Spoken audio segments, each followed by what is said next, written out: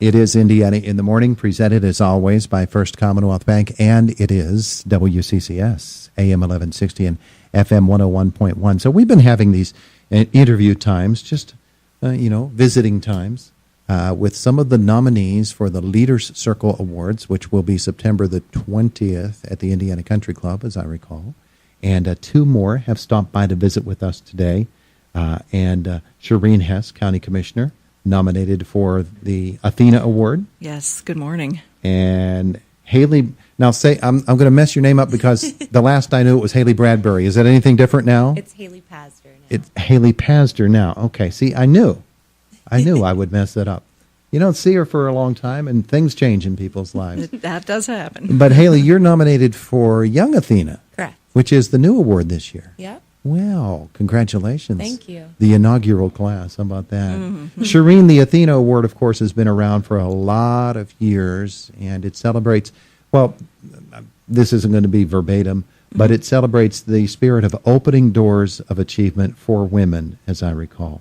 Right. It's all about women mentoring other women and girls and helping them to achieve leadership positions and whatever that might be, government, business, education, and so on. Yeah, and you, of course, through your many years of association with the League of Women Voters, now in your position as a county commissioner, have had that opportunity. I have. Yeah. And I have been the recipient of much mentoring myself, and now I'm attempting to do that myself, and happy to say that I've had some great experiences with it, so I'm very, very pleased about that. So with those windows of opportunity and sometimes doors of opportunity, because it's easier to come in a door than it is a window.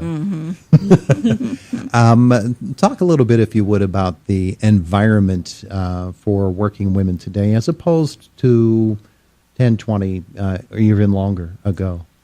Well, pay equity is always an issue for women in the workplace, and happy to say that things are getting better, but there's still issues, and I work with the American Association of University Women. It's an organization that really works hard on pay equity and other issues that women are facing in the workplace and beyond. Yeah, and career choices are so much more expanded now than they used to be. They certainly are. And that's wonderful. That's, girls in school are, they are able to choose whatever they want. And, we have to always be conscious of telling our young girls and young women that you can do anything. You don't have to be born with a certain skill or aptitude. You can learn science and you can learn technology, and you don't have to do take one certain path. The world has a lot of choices for young girls and young women. That's been many years since I was in school, and probably you as well as a student. Probably more for me than you, actually. But at any rate, back then in the day, as they say, it wasn't overtly stated that this is where we're going to steer girls and this is where we're going to steer boys as they consider what they're going to do with the rest of their lives. It was more subtly done, and probably the people who were doing that sort of thing were unaware that was what was happening in the workplace. Yeah, I think that's absolutely true. We all have biases. We don't know about them, but we do. We've been socialized to treat people certain ways, and no, we don't do it with any kind of intent, really, bad or good, but that is what happens. So we all have to be aware of how the words we use and the things we talk about with both our young men and young women. And, everybody has potential. We owe it to them to develop it, for sure. Yeah. Haley, let's talk a little bit about the Young Athena Award. Did you have people who opened those sorts of, or maybe I should put it this way, that opened your eyes to the possibilities for young ladies in their career choices or what they would do with their lives? Oh, absolutely. I think that it was more so after they've chosen, but just to give them the opportunity to see what it's like in the real world whenever they are ready to enter into their career. So I spent a few years mentoring IUP nursing students whenever I was a nurse practicing, and I got to work with students who very much so reflected a time in my life whenever I was in my clinical time studying, and just seemed very confusing and trying to find your way the first time when you're thrown into a patient's room or on the floor in general, learning how to multitask and do the best that you can in your career. And in that career choice, I'm going to ask you to just get a little closer to the microphone. In the nursing profession, there's not room for error, is there, in treating a patient? No, not at all. Right. No. So you have to be 100% sure of what you're doing right from the very start, and that's so difficult for anybody. Oh, absolutely. And I think that's why, especially IUP, they have such a great reputation for their nursing program.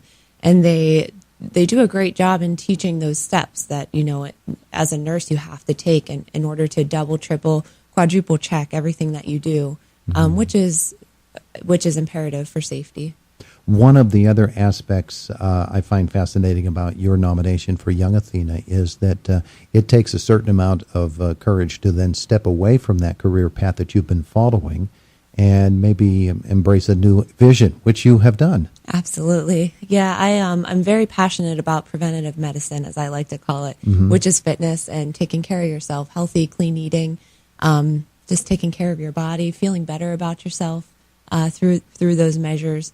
So it's a different career path, but it's very much so in the same realm. And how are you pursuing that here in Indiana? I've been teaching. I just celebrated actually my 10th year of teaching group exercise classes. So this would be the month that I started teaching 10 years ago, which is very special to me because I've had the opportunity to do great things with that in my life. And it's meant a lot more to me than I think most people realize. So it's a big step for me.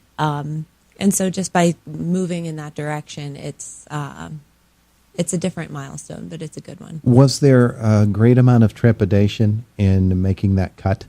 Oh, absolutely. Yeah. It was a slow process. So I initially stepped down from full-time to part-time and then down to casual. And then eventually I ended up stepping away totally. But it was tough. And I certainly miss it for sure. Everybody asks me that. But I miss emergency room nursing the most because of the high pace, high energy. You see everything. You have to really be knowledgeable on just about everything when you work in the ER. So, do you have the opportunity to work with young girls in what you do to sort of guide them or mentor them as you have been in your life?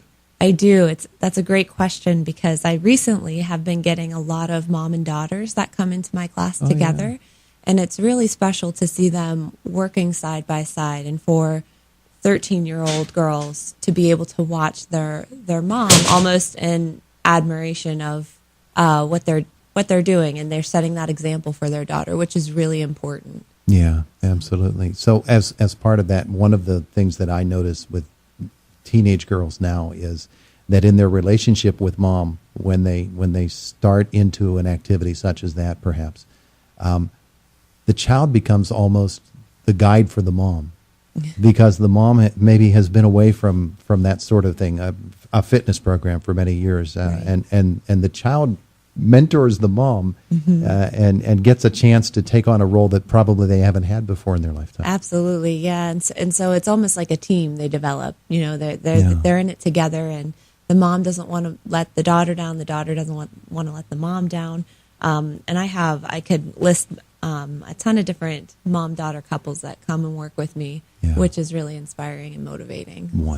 Wonderful. Well, you are both nominees for the Leaders Circle Award, September 20th, Indiana Country Club, and folks want to know about that, they can go to Leaders Circle Facebook page, Leaders Circle website, or just contact the Chamber of Commerce. Thanks so much for coming in, to both of you. Thank you. It's a real honor to be nominated, I must say. Yeah, it's going to be a very special night. It is Indiana in the Morning, presented by First Commonwealth Bank, and it's AM 1160 WCCS 101.1 FM.